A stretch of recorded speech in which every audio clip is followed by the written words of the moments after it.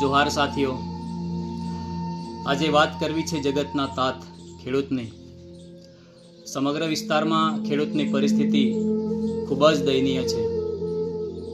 વાત કરવી છે નર્મદા જિલ્લાના ડેડિયાપાડા વિસ્તારના ભોળા આદિવાસી ખેડૂતોની। આ એક એવો વિસ્તાર છે મિત્રો, જ્યાં વરસાદ પર આધારિત ખેતી થાય છે, જ્યાં નાના ખેડૂતો ખેતી કરી પોતાનું જીવન નિર્વાહ કરી રહ્યા છે, જ્યાં ખેતી સિવાય રોજગારીનો બીજો કોઈ જ વિકલ્પ નથી। આ વિસ્તારનો મુખ્ય પાક કપાસ, ડાંગર, મકાઈ અને તુવેર છે। કપાસનો ભાવ ન મળતા ખેડૂતોએ આ વર્ષે મકાઈનું વાવેતર વધુ પ્રમાણમાં કરેલું છે, પરંતુ હાલનો ભાવ જોતા ખૂબ જ ઓછો ભાવ મળી રહ્યો છે। સરકાર દ્વારા ટેકાનો ભાવ 2400 રૂપિયા એટલે કે પ્રતિ ક્વિન્ટલ 2400 રૂપિયા જાહેર કરેલ છે, પરંતુ ડેડિયાપાડા બજારમાં હાલમાં મકાઈનો ભાવ 2400 ને બદલે 1700, 1800 અને 1900 રૂપિયા વેપારીઓ આપી રહ્યા છે।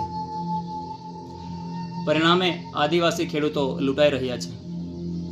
મિત્રો, આખા વર્ષે પેટે પાટા બાંધીને મજૂરી કરતો ખેડૂત આજે દિન દહાડે લૂંટાઈ રહ્યો છે।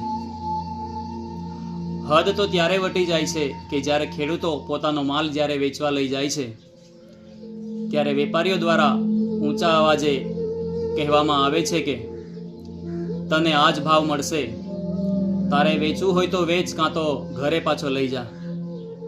વિચાર કરો મિત્રો કે આ સાંભળી એ બિચારા ખેડૂત પર શું વીતતી હશે। સાહેબ, ખેડૂત કેટલો દયાળુ હોય છે। એના ખેતરમાં પશુ ખાય, પક્ષી ખાય, ઈયળ ખાય, ભૂંડ ખાય, મજૂરિયા ખાય, વેપારી ખાય અને સરકાર ખાય, અને વધે તો પોતે અને પોતાનો પરિવાર ખાય। પરંતુ હાલની પરિસ્થિતિને જોતા ખેડૂતને વધે એવું લાગતું નથી। હવે એ જોવાનું રહ્યું મિત્રો, આ વાસ્તવિક પરિસ્થિતિથી બજાર સમિતિ એપીએમસી વાકેફ નથી? શું લોકો દ્વારા ચૂંટાયેલા આ વિસ્તારના જનપ્રતિનિધિઓ આ ભોળા ખેડૂતોનો અવાજ બનશે, કે પછી આની આ જ પરિસ્થિતિ રહેશે?